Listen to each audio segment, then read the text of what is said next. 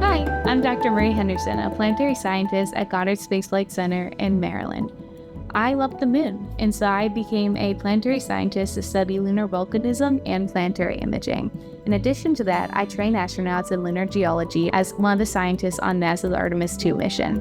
The mission is due to launch early next year, and it will be the first Artemis flight to the moon and back with 4 astronauts on board. Our science team will support them from Earth in real time as they make geological observations from the Orion capsule with both their eyes and cameras. You'll learn more about the Artemis 2 mission in the coming months, but for now, I want to invite you to join me, NASA, and explorers around the globe in looking up and appreciating our nearest celestial neighbor, the moon, as part of NASA's annual International Observe the Moon Nights. Enjoy the upcoming show where you'll learn more about the moon and NASA's lunar science and exploration plans. I'm Reed Wiseman. And I'm Victor Glover. And this is how we pilot the Orion spacecraft.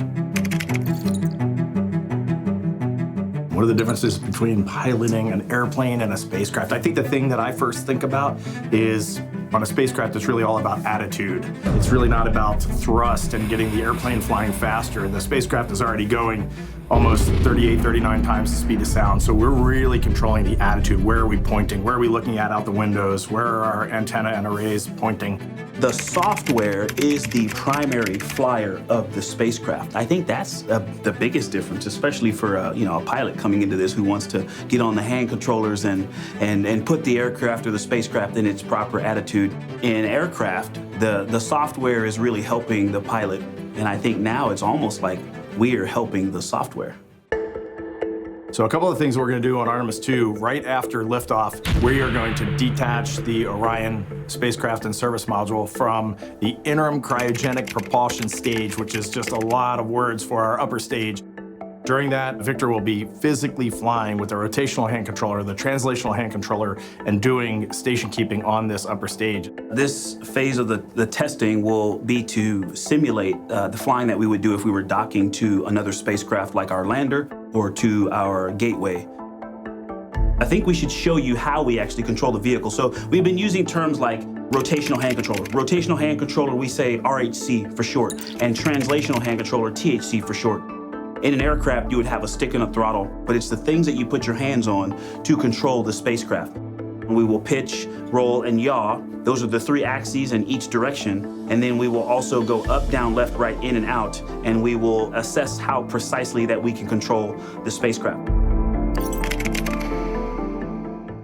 But we mentioned earlier that the main controller of the spacecraft is software.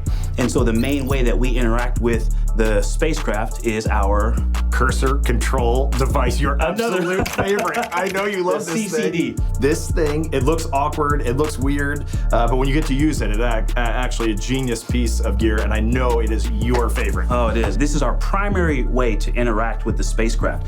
And so what it does is it allows us to determine where we put our focus on the display. So I can move the cursor to a certain display, and then I can move the cursor around to interact with certain fields of data. And it's one of the primary controllers because there are going to be times when we're under 4G, 8G maybe even, and we won't be able to lift up our hands and push the buttons on the display. So this is exactly how we will do it. There is far more information on these displays than we will need to fly this spacecraft normally.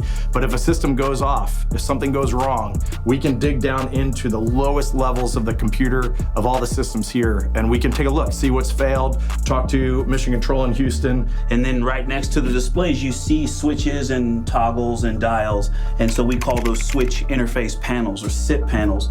If the rotational and translational hand controllers didn't work, we also have a backup to a set of switches.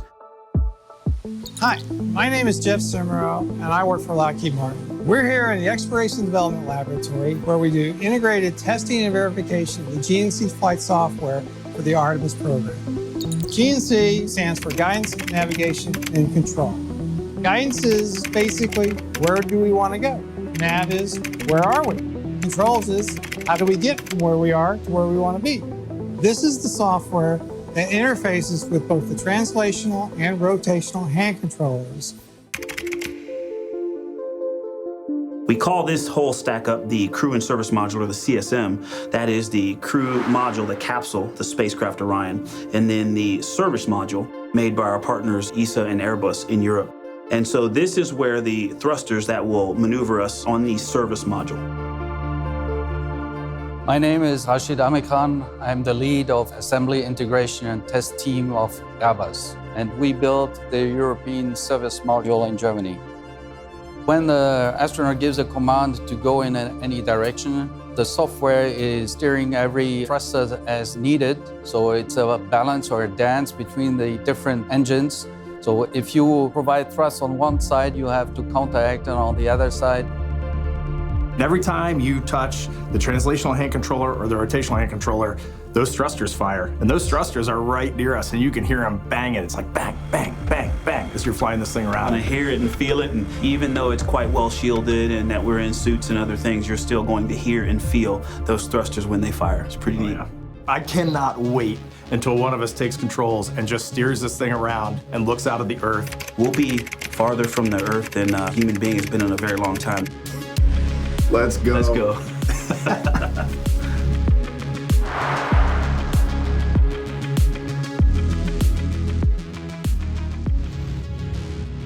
And liftoff of Artemis 1. We rise together, back to the moon and beyond.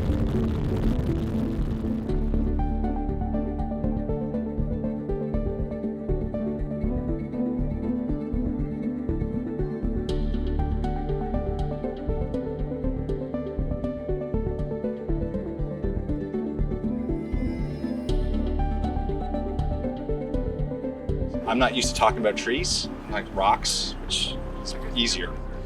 Seeds represent the most optimistic of our species. Given our reliance on wood, from raw material for a home to a baseball bat, and now spacecraft, planting a seedling is an investment in our future. The tree may not bring you fruit, but it will bring future generations fruit. In 1962, President Kennedy said these words: "We meet in an hour of change and challenge, in a decade of hope and fear, and an age of both knowledge and ignorance. The greater of our knowledge increases, the greater of our ignorance unfolds." Artemis 1 continued in the grand tradition of what Artemis 2 astronaut Victor Glover suggested during his visit to Goddard as vessels of humanity that we take our culture with us into the cosmos. That we should choose to take seeds and plant them for future generations to enjoy, to remind us earthbound explorers that, despite the problems we face here, we remain connected to our future in space. I'm hopeful that all of our shared work on Artemis missions will bring similar fruit to future generations.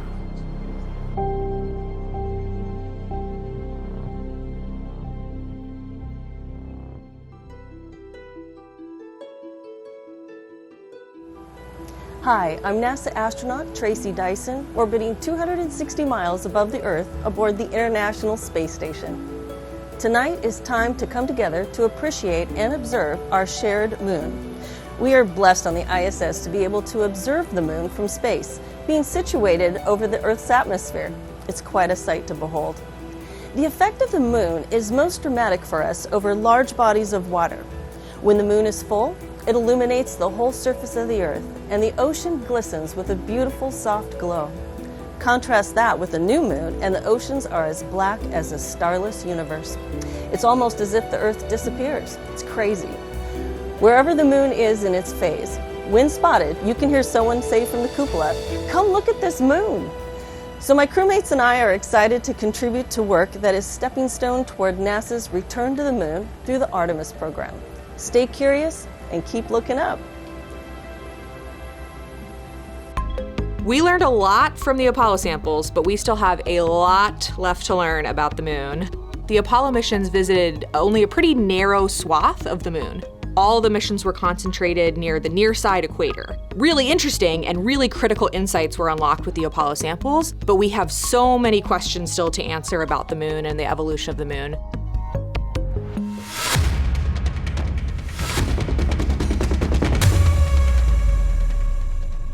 And liftoff of Artemis 1. We rise together, back to the moon and beyond. NASA's Artemis missions are NASA's plan to send people to the surface of the moon. We'll be sending people and roving assets and scientific equipment to, among other things, answer a lot of really compelling science questions. Scientists have a lot to learn about the moon. It's our nearest celestial neighbor here to Earth, so what the moon has experienced, we've experienced. Except here on Earth, we have things like plate tectonics, oceans, forests, people that erase the rock record. Whereas on the moon, that whole record of our planet's history, of the moon's history, is just kind of waiting there at the surface for us to explore. The South Pole, which is where Artemis missions are going to target, is specifically interesting for a couple key reasons. We think there are volatiles at the South Pole of the moon that are not present near the equator. Things like water and water ice that are trapped in the lunar regolith, which basically just means lunar soil, that can easily become untrapped from that lunar regolith, and scientists can scoop up and study for return to Earth. The lunar South Pole is a really exciting scientific target, and it also comes with some challenges for operating. For example, the lighting environment will change drastically within the course of one mission, and even over sometimes the course of one spacewalk. So preparing the crew members, preparing the hardware that we're sending to the moon, and preparing the mission control teams is really, really important. The South Pole Aitken Basin is particularly exciting. We think it's one of the oldest and largest impact basins in the solar system. And if we can get the right rock from the South Pole Aitken Basin and bring it back to our labs here on Earth, we can use that sample to constrain the entire evolution of our solar system and really understand the timing of how the moon and our planet and the entire solar system evolved. 1.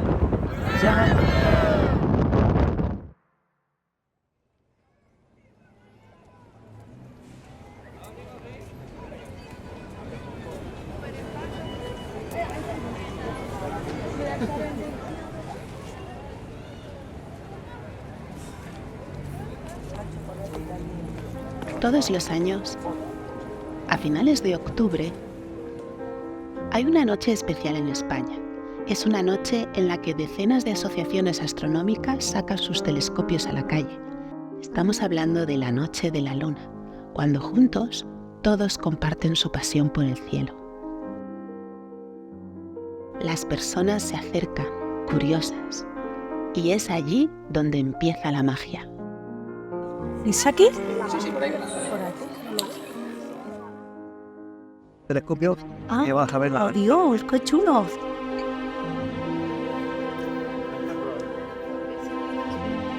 Madre mía, qué pasada, ¿no? ¡Buen verano! ¡Hala! ¡Ah, qué chula! Parece un Wolfie. ¡Guapo! ¡Buah! Se ve perfecto. Es increíble. Es casi como si pisara. Hombre, está súper chulo. Ahora sí, ahora súper chulo. ¡Qué chulo! Está muy chulo. Son jefes, ¿verdad? Sí, sí. ¡Guau! ¡Qué pasa! ¡Guau! ¡Qué chulo! ¡Guau! ¡Qué chulada! ¿Ves? ¿Le ves los cráteres a la luna? Sí. Es precioso. ¿No? ¡Qué chulo, chaval! Párate aquí.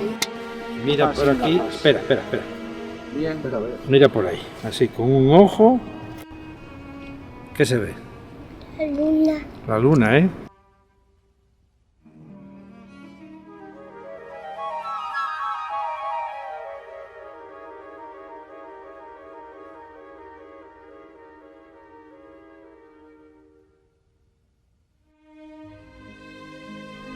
En la prehistoria, los seres humanos habíamos establecido una relación muy estrecha con el firmamento. Durante cientos de miles de años, cuando todavía no habíamos inventado la escritura, el calendario o la brújula, la lectura del cielo nos permitía situarnos en el espacio y en el tiempo. Conocer el cielo era sencillamente una cuestión de supervivencia.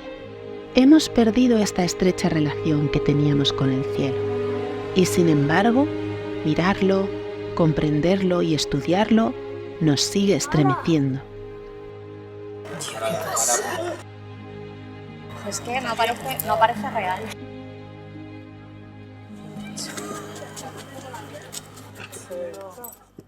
Hi, I'm Zina from the German Aerospace Center in Cologne, and my favorite way to observe the moon is from my balcony. Beobachtet den Mond. In 2009, NASA launched the Lunar Reconnaissance Orbiter, a bold mission to map our moon in such detail that future crewed and robotic missions could not only land safely, but also go to scientifically important locations. With the start of the Artemis missions, the future is now, as NASA prepares to send humans to the lunar South Pole. This region is of particular scientific interest because it features areas of extended sunlit illumination and permanent shadow, is known to contain resources like water, and sits on the rim of the oldest impact crater in the Earth-Moon system. Over the years, LRO's suite of scientific instruments has delivered as promised, giving us incredible new views and data on this terrain, helping us build a roadmap for exploration. So follow this series as we take a look at how the LRO mission is laying the groundwork for Artemis science.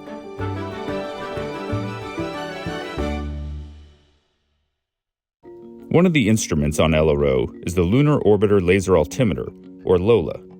It provides topographic data on the lunar surface, revealing slopes and surface roughness, helping us create models of lunar gravity and surface brightness, as well as high-resolution 3D maps of the moon. In this visualization, the colors correspond to different elevations found amongst the craters and mountains of the South Pole region. Having accurate elevation data is essential for landing site selection, surface navigation, identifying areas where resources can be found, and planning the design of future lunar infrastructure.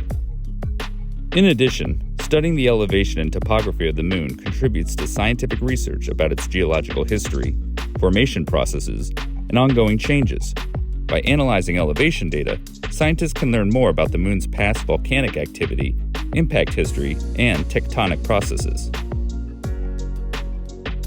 The global terrain mapping by LOLA also makes it possible to simulate sunlight and shadow on the moon at any date in the past or future. Here, we see a visualization of the region in 2028, depicting the changes in shadowing in 2-hour intervals over the course of the year. This information is vital to Artemis for planning exploration endeavors, since the low sun angles and terrain of the South Pole produce a uniquely challenging lighting environment. In the years since LRO's launch, there have been over 60,000 orbits of the spacecraft and 10 billion laser shots at the lunar surface, making LOLA's data a vital resource for both human and robotic explorers that arrive at the South Pole in the coming years. It's one piece in how LRO is helping NASA usher in a new generation of lunar science. Olá, eu sou a Mariana. And I'm David. E nós gostamos de observar a Lua refletindo no Rio Yarra em Melbourne. And we like to observe the moon reflecting off the Yarra River in Melbourne. NASA's Artemis II is the first crewed lunar mission in over 50 years. 4 astronauts will venture around the moon, preparing humanity for a long-term lunar presence for scientific discovery and exploration. The 10-day test flight will demonstrate a range of deep space exploration capabilities with crew. The mission will prove the Orion spacecraft is ready to keep astronauts alive in deep space and allow the crew and ground teams to practice operations essential to the success of future missions. On launch day, the Artemis II crew suits up, undergoes final checks, and rides in the crew transportation vehicles to Launch Pad 39B at NASA's Kennedy Space Center in Florida. Stacked on the mobile launcher, NASA's 322-foot-tall SLS, or Space Launch System rocket with the Orion spacecraft awaits the crew, having made its 4-mile journey from the vehicle assembly building on the crawler transporter to the pad. The launch team fills the SLS propellant tanks with over 700,000 gallons of liquid oxygen and liquid hydrogen and verifies guidance, communications, and avionics. At 12 seconds before liftoff, the hydrogen burn-off igniters fire. About 6 seconds later, the rocket's 4 RS-25 engines ignite. When the countdown reaches 0, the umbilicals retract, giving SLS and the crew in Orion the clearance to begin the journey. The 6 million-pound moon rocket produces 8.8 million pounds of thrust to accelerate towards space. 75% of this power comes from the 2 17-story solid rocket boosters, each producing 3.6 million pounds of thrust.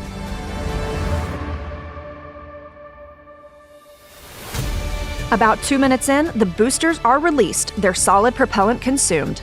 The core stage and its RS-25 engines continue to propel Orion and the crew to space. After 3 minutes, the protective fairings surrounding Orion's service module are ejected, exposing its solar arrays. 6 seconds later, the launch abort system is ejected from Orion. The crew has safely reached Earth orbit, though they could still abort using service module engines. About 8 minutes after launch, the SLS core stage engines shut down and the interim cryogenic propulsion stage, or ICPS, and Orion separate from the core stage. Orion and the ICPS are now flying free.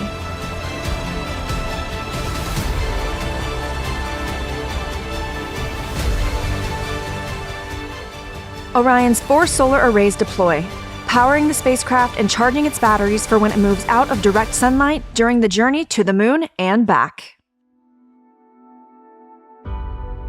After a 90-minute orbit, the engine of the rocket's upper stage, or ICPS, ignites to raise Orion to a high Earth orbit. The Artemis II crew and Mission Control in Houston then began a nearly 24-hour systems check while the astronauts are still relatively close to Earth, familiarizing themselves with their new home for the next several days.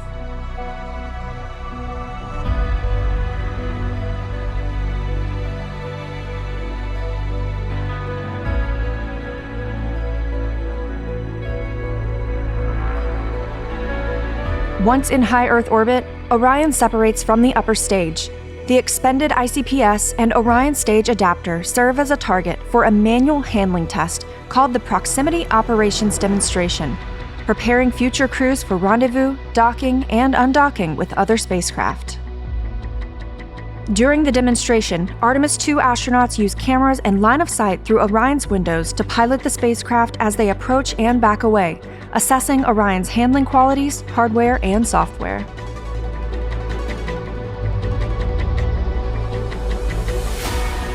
Following the demonstration, spacecraft data is collected to verify system performance, such as life support, communications, and navigation, ensuring Orion and the crew are ready for the voyage ahead.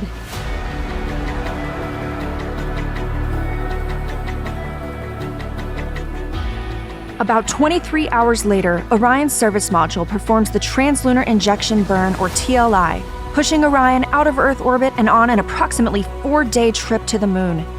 Ultimately, the crew's figure-8 flight path extends more than 230,000 miles from Earth. During the trip, the astronauts continue to evaluate the spacecraft systems and practice emergency procedures like testing the radiation shelter. The Artemis II crew travels about 4,600 miles beyond the moon, becoming the first humans to lay eyes on the lunar far side in over 50 years. Their observations will help us prepare for future missions at the moon. During this period, there will be an anticipated communication blackout between Mission Control and the spacecraft. As the crew returns from the far side of the moon, Orion is drawn home by Earth's gravity in a free return trajectory, ensuring a fuel-efficient 4-day trip.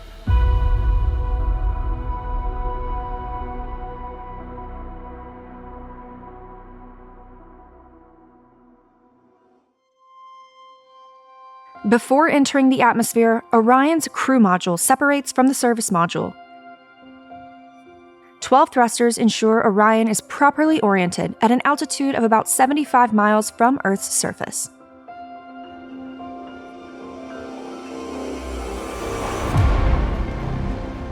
Orion and the crew enter Earth's atmosphere at a speed of nearly 25,000 miles per hour. Decelerating at a rate up to 4 times the force of gravity, the crew will feel 4 times heavier than they do on Earth. Orion's heat shield protects the spacecraft from temperatures of about 5,000 degrees Fahrenheit, about half as hot as the surface of the Sun. To slow its descent, Orion begins a precise deployment sequence of 11 parachutes. 3 forward bay cover parachutes first separate the protective thermal cover that sits over the chutes. 2 drogues slow and stabilize the crew module, then cut free. 3 pilot chutes lift the 3 main parachutes, deployed at an altitude of 9,000 feet and traveling 130 miles per hour. These chutes slow the crew module to a speed of less than 20 miles per hour. After traveling more than 595,000 nautical miles, Orion splashes down in the Pacific Ocean, about 50 nautical miles from the California coast, just 16 minutes after entering Earth's atmosphere. After splashdown, a recovery team that includes the U.S. Navy, Air Force, and NASA approaches Orion. The team ensures it's safe for the crew to exit before divers help the astronauts onto an inflatable front porch, hoist them into helicopters, and fly to the recovery ship. Orion is towed into the ship for its return to Kennedy Space Center. Their mission complete, the crew is flown back to land and step on solid ground for the first time in 10 days. This is Artemis 2. Learn more about Artemis at nasa.gov/Artemis.